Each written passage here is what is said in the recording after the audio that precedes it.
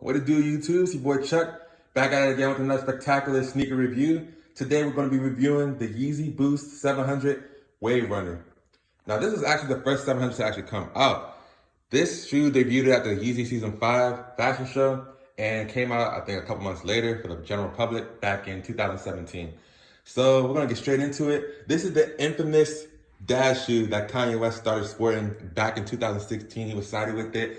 Migos, Quavo had the shoe on. They were all rocking the shoe, and people were like, dang, these Yeezys are fly. And can you blame them? You know, we got the 3M Yeezy 3 stripes right here in the middle with that mesh. Got suede on the shoe. Got a nice turquoise green, orange that pops the shoe out. Also, these nice yellow shoelaces were a nice touch, kind of like, you know, lemonade a little bit. Yeah, you know, it's a nice shoe. At the end of the day, I think everybody and their grandma has the shoe at this point, you know. This price point for the shoe, I'm not even exactly sure exactly what it was. I think they go for like $299, so $300 compared to the $350s for $220. But I still say it's worth it.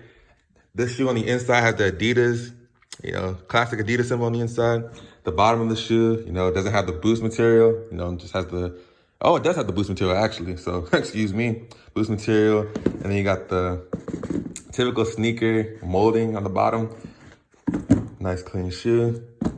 Yeah. Overall, I would say this is probably my favorite 700 aside from other special shoes I'm going to review for you guys later on.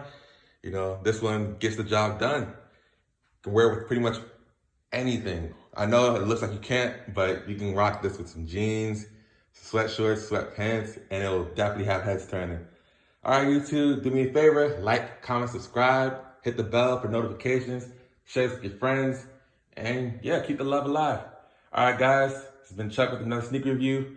I'm out.